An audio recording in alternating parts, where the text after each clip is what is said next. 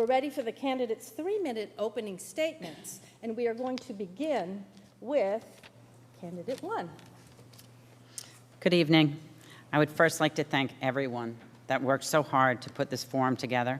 Having had a prior commitment last night, I appreciate the alternate date being proposed so that our community could have an opportunity to meet their candidates.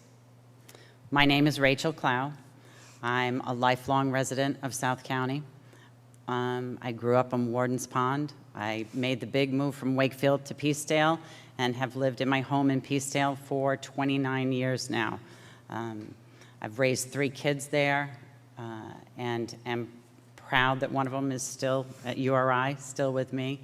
I have 2 grandchildren, one of which just started kindergarten today at Peacedale Elementary, and I am always very proud of my kids, so anyone that knows me knows I usually lead with that. I'm running for this office because I believe the first responsibility as a representative is to address your needs, your concerns, and your ideals, and I believe I'm the best choice to do this.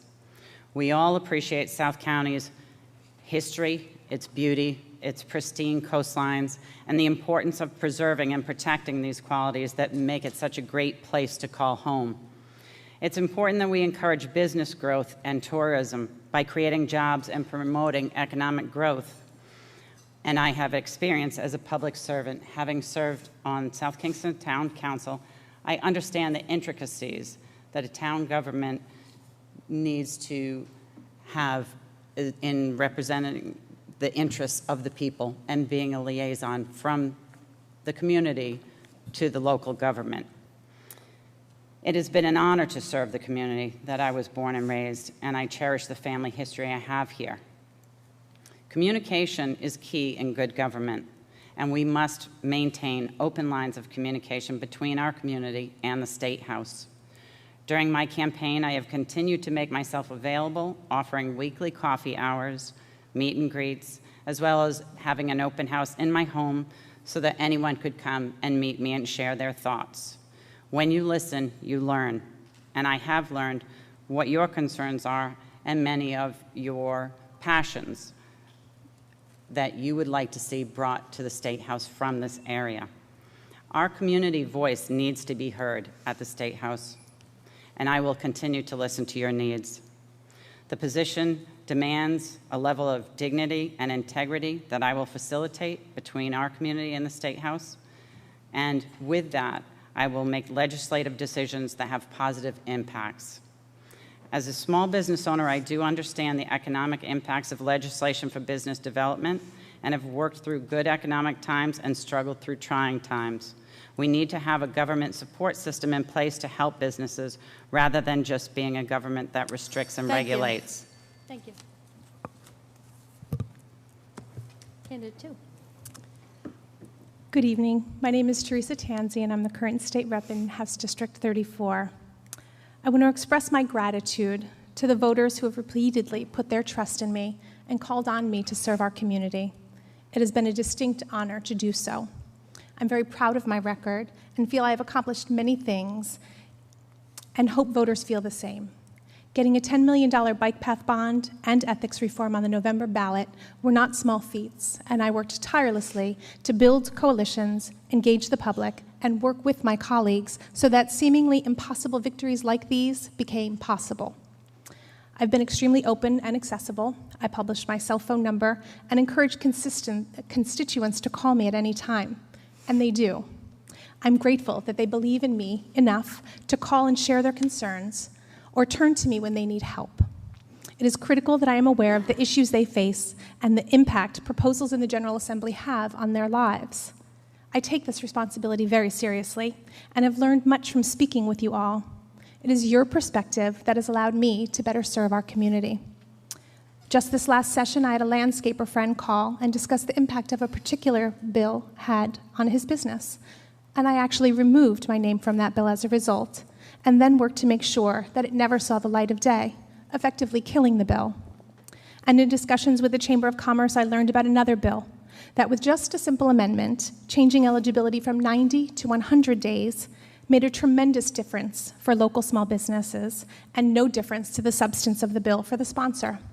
I value my relationships in the community, and I thank you for putting your faith in me. I never take that for granted. Before my name appeared on the ballot, I spent a great deal of time building relationships and learning about the issues.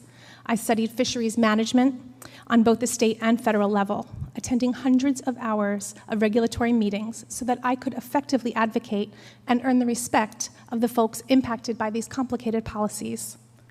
This time helped me to see how foolish it was to not have permits available online and allowed me to make that change in my very first month in office. Before I began advocating for more common sense gun controls, like keeping guns out of schools and disarming convicted domestic abusers, I've researched gun laws and spent some time with Hank in his gun shop on Main Street, and a day at the Manville Gun Club firing every imaginable type of firearm. Again, so I could have credibility with proposing legislation and speak with firsthand knowledge. I would never ask voters to consider me unless I had done my due diligence, or my colleagues to trust me without this type of work ethic. Preparing in this way is critical because when our state is in the shape it's in, you cannot really expect voters to send you there to be able to learn on the job. And that's my time. Thank you. Thank you.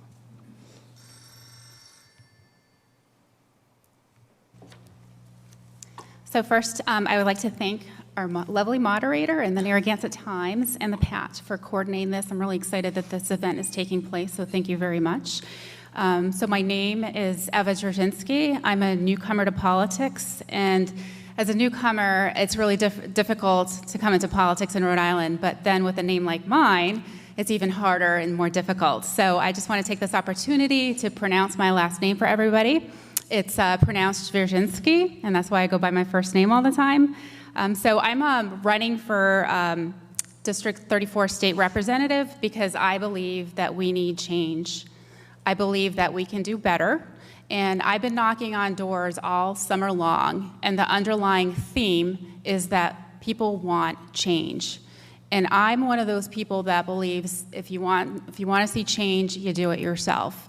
So I thought long and hard about running for state office, and because I'm a doer, I decided to run. It kind of came out of nowhere, so it's been an experience for me. I've really enjoyed speaking with all the voters, really a lot of incredible people out there. I really want to advocate for our voters if I'm elected. It's been a great opportunity to speak to them. I think we have a lot of problems in this state, and that really, really need to be addressed. And one of those is the high cost of health care. We have a huge budget of $9 billion, and 42% of that is allotted to health and human services. We are 7th in the nation for the highest cost per capita for health care, and that is very important to mention. We're also ranked 50th, dead last, for business friendliness. I don't know about you, but I do not like when I hear Rhode Island's the worst at anything, and apparently a lot of times we are the worst. So we really need to change things. We also have very poor infrastructure, which we really need to work on, which, by the way, I do not support tolls because that is another form of taxation on our businesses. I have a background in healthcare. I'm a pharmacist. I'm a URI grad. After I graduated from the University of Rhode Island, I decided to travel overseas and abroad.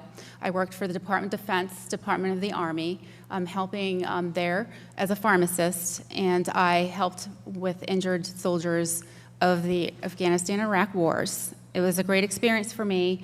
I also worked for the Department of Veterans Affairs and helped our vets, and that was in Las Vegas. But like a true Rhode Islander, you either never leave, which I'm sure a lot of you haven't, or if you do, you come back. And I did come back. And I have a love for this state, and I want to see things fixed. And my husband, who's from Mississippi, and I met in Germany. Thank you.